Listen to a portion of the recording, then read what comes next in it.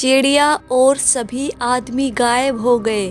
ये देखकर राहुल की जान में जान आई। वह भगवान जी का धन्यवाद करने लगा कि आज उन्होंने उसे बचा लिया। फिर वह पूरी तरह से डरा हुआ अपने घर की तरफ भागने लगा। वह भागते हुए सोचे जा रहा था कि आखिर कौन थी वह चिड़िया और कौन थे वह लोग जो सभी उसको मारना चाहते थे, और ऐसा क्या देख लिया कि वह सभी पलक झपकते ही गायब हो गए। मुझे जरूर घर वालों को जाकर ये सब बताना चाहिए। और इधर घर में काफी देर से बिजली न होने के कारण सभी लोग परेशान होने लगे। राहुल का भाई अंश उस कमरे की तरफ जाने लगा जहाँ पर मेन बोर्ड था। उसने सोचा कि वहीं से कुछ खराबी हुई होगी। उसने एक मोमबत्ती जलाई और चल दिया। वह जैसे ही दरवाजे के पास गया कि तेजी से हवा बहने लगी। उसकी मोमबत्ती हवा के कारण बुझ गई और दरवाजा भी अपने आप खुल गया। अंधेरा होने के कारण उसे यह नहीं दिखा कि दरवाजा अपने आप ही खुल गया। उसे लगा कि घर का ही कोई आदमी दरवाजा बंद करना भूल गया होगा, इसलिए वह कहने लगा, ये घर के लोग भी ना बहुत भुलक्कड़ हैं। पता नहीं किस नशे में रहते हैं जो दरवाजा बंद करना भी याद नहीं रहता इन्हें। उसने फिर से मोमबत्ती जलाई और अंधेरे में हर चीज को छूकर बड़ी सावधानी से चलने लगा। तभी उसका हाथ मेन बिजली के बोर्ड पर गया। उसने देखा कि बोर्ड का एक तार जला हुआ है। वह उसे ठीक करने लगा कि तार अपने आप उसके हाथों में बंधने लगा। वह तुरंत ही अपना हाथ तारों से छुड़ाने लगा, लेकिन तार देखते ही देखते उसके पूरे शरीर पर कसकर बंध गया। उसने बोलने के लिए जैसे ही अपना मुंह खोला कि तार का एक बड़ा सा गोला उसके मुंह के अंदर घुस गया। वह अब तड़पने लगा। वह किसी को बुलाता भी तो कैसे। उसका मुंह तार से जो बंद था, उसके पूरे शरीर पर बंधे तार उसे जकड़ने लगे और उसने वहीं पर दम तोड़ दिया। और इधर काफी देरी से बिजली ना होने के कारण राहुल के माता पिता को भी बहुत गर्मी लगने लगी थी। उसके पिता उसकी मम्मी से बोले, जाऊं जरा देख कर आऊं तो कि आखिर क्या मामला है जो बिजली इतनी देर से बिगड़ी पड़ी है। जरूर कोई शॉर्ट सर्किट हुआ होगा। फिर वह कमरे की तरफ जाने लगे। जाते हुए वह मन में बोले जा रहे थे कि अंश और राहुल तो पंखे के बगैर एक मिनट भी नहीं रह सकते। आखिर क्या हो गया है इन दोनों को जो एक बार चेक करने भी नहीं गए कि कोई तार वार तो नहीं जल गया है।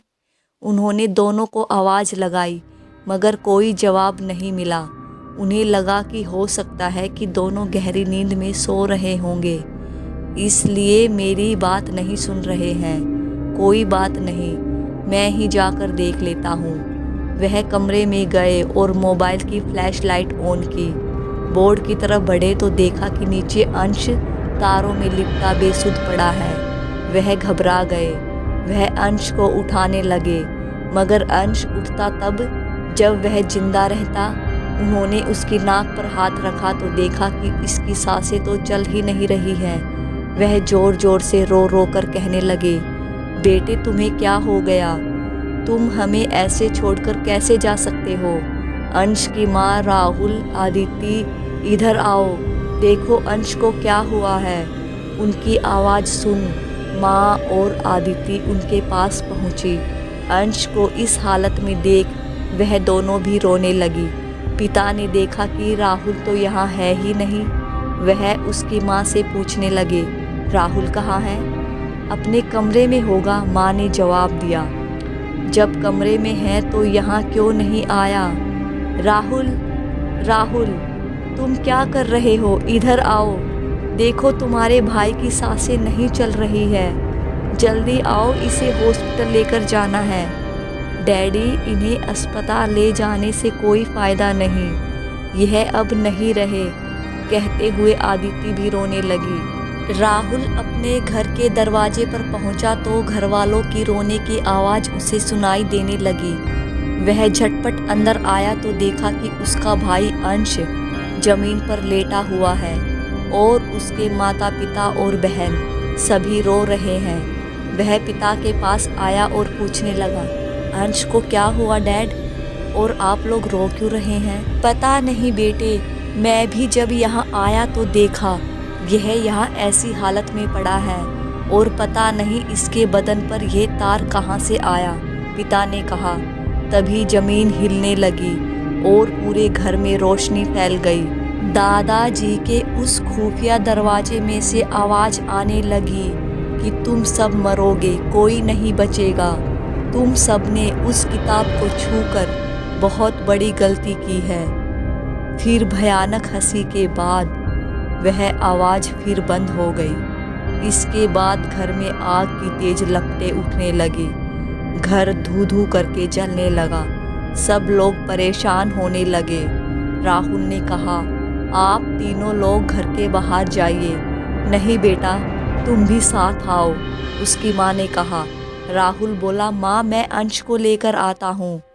पिता बोले, बेटा हम तो अंश को पहले ही खो चुके हैं, अब तुम्हें नहीं खोना चाहते। अब तो भगवान ने उसे उठा ही लिया है। उसे बचाने में अगर तुम्हें कुछ हो गया तो मैं अपने आप को माफ़ नहीं कर पाऊँगा। राहुल बोला, अंश का उचित विधि विधान से अंतिम संस्कार भी तो करना होगा, तभी तो इसकी आत्मा को शांति मिलेगी। पिता बोले, बेटा जब अंतिम संस्कार करने के लिए हम लोग बचेंगे तब ना, इसलिए इसकी फिक्र छोड़ो और बाहर आओ। सभी लोग बाहर आकर खड़े ही हुए थे कि राहुल को छोड़ उसकी माँ, उसके पिता और उसकी बहन तीनों घर की तरफ खींचे जाने लगे, जैसे कोई शक्ति उन्हें अपनी तरफ खींच रही हो। राहुल तीनों को बचाने के लिए आगे बढ़ा कि कुछ ही पलों में तीनों घर में समा गए और दरवाजा बंद हो गया। राहुल पूरे बल के साथ दरवाजा पीटने लगा। जब इतने से काम न बना तो बगल में रखे ईंट से भी दरवाजा तोड़ने लगा, लेकिन दरवाजा ना टूटा। आग की लपटें और तेज बढ़ने लगी। वह पीछे हट गया और देखते ही देखते घर पूरी तरह आग के हवाले हो गया और उसके हाथ लगे सिर्फ और सिर्फ खून के आंसू। दोस्तों कहानी कैसी लगी प्लीज़ कमेंट करके ज़रूर बताएं और मेरे चैनल को सब्सक्राइब करें, वीडियो को लाइक करें। धन्यवाद।